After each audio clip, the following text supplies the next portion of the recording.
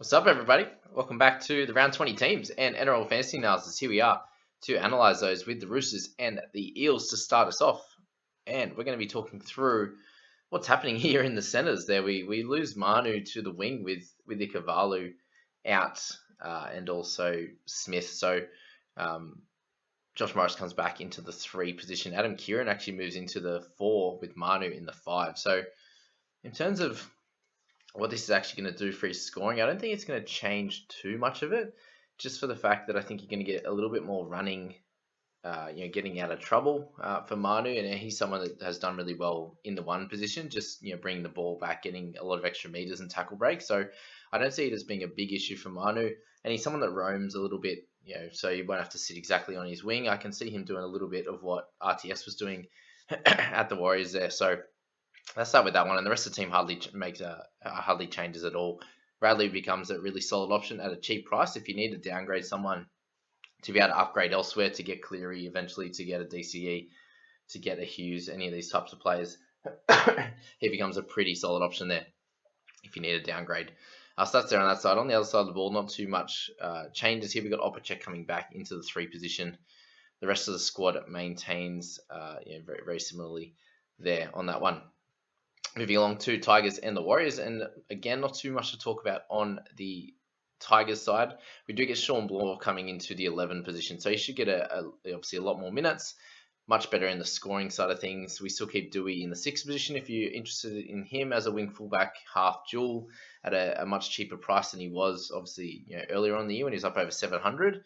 Then that's okay as well. But I also think you should be picking up guys like Teddy Trbojevic, Ponga, all these guys I'd probably go just ahead of Dewey, even though he's scoring well and should go really well against this Warriors side. If you look at this Warriors side, it looks very, very different to what you'd expect. You see RTS, who's not going to be playing anymore. We spoke about in the last video, but he's heading back home with his concussion and just how the season's going. They're sending him home, so he's out. Peter Huku comes into the 6th position. We see Nikorima back on the bench, so very interesting that way. None of these guys are pickups other than Reece Walsh. The other one probably to think about slightly is Josh Curran, given the fact that he's going to be picking up that 13 jersey and some big minutes going forward with Toe Harris out for the rest of the season. So if you have him, that's awesome. If you don't, probably wouldn't look to pick him up. Same with Taniela, I don't know if we say that, or Tukolo. He's probably also not an option. With every chance they could move Jazz Tavanga in there. They could play Cody at 9. There's a few different things they could do. You might play less limited minutes and Cody comes on and plays 50 to 60. Just keep that in mind there with those guys. All right, let's slide along to the Broncos and the Cowboys. And if you don't own Payne Haas, get him in your squad ASAP. He's been amazing. You see Palaszczuk with the starting 8 position. Tyson Gamble's been really good, so I'd be holding steady with him. Staggs is half a decent option in the centres, but again, there's a couple of guys that are scoring better than him at this stage. On the Cowboys side, really not too many people to think about. I wouldn't be trading out Lolo if you're worried about his score last week. That's about all. Let's move along. Dragons Bunnies. So I did forget in the last video or two to talk about Jack Bird being one of the guys that's going to be missing this week, which is a little bit annoying if you don't have cover. So yeah, have a look at that. Maybe you can just try and play to try and get a cash out this week if you don't have one, or maybe if you picked up one in the last few weeks, you can use as a center cover, or maybe have a wing fullback center, a mixed kind of player like a Rapana or something. You can move into the centers for this game, but that's going to be happening for the Dragons with Laurie, Bird, DeBellin, Tanor Brown out. I don't think I'm not sure. I can't remember what is happening with him, and then Josh Maguire also. On the Bunny side, we have Cam Murray, who is out for this one, taking a 1-game suspension. So just be aware of that. That arrow is coming in for this one. If you own Murray, it's obviously a little bit annoying, but you just got to hold steady with that one. Other guys to probably think about is Latrell Mitchell at a bit of a discount. If you don't have enough cash to bring in one of the top guys, then Latrell's going to be very serviceable, scoring over 50 a game for your side. Corey Norman slots into the centres, which is obviously more of a running half when he plays, second fiddle to Hunt being the dominant half there. So he moves into the 3 jersey just so they can play a pretty solid team and have Sullivan there at 6 anyway. So that's that there. Matt Fagai is coming off a pretty good game, but other than that, I wouldn't be thinking about too many other guys from these 2 teams. Let's slide along. Nice and quick update this one, guys. Knights and Raiders. So Ponga's there. We see Mitch Pearce coming into the 21. so there's a chance he comes back into the fray. Connor Watson's been great. I'd continue to play him each week. Should be getting big minutes again. That's about all on the night side that I really want to talk about. Frizzell's obviously a great option as well. In terms of the Raiders, I wouldn't be jumping on the Rapana train too quickly. He's had a very big sample size at fullback and has averaged about 40.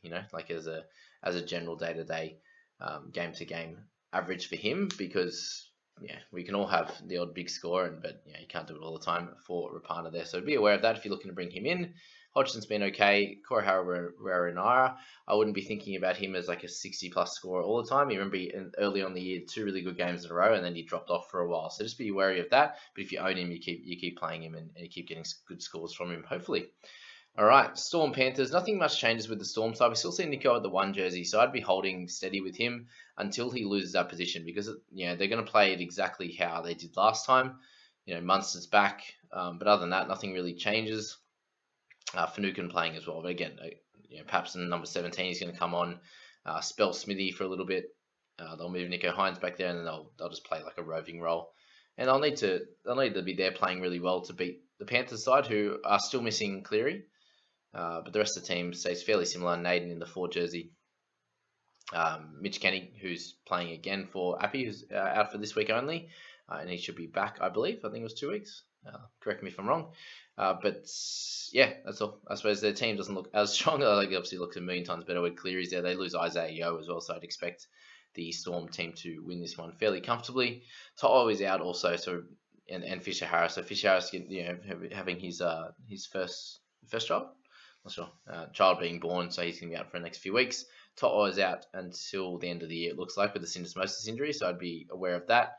If you own him, I'd be trading him out ASAP, unfortunately. And we move to Dogs Titans, and again, not too much to talk about here, apart from the fact that Lockie Lewis is out, so Kyle Flanagan comes back into the 7 jersey.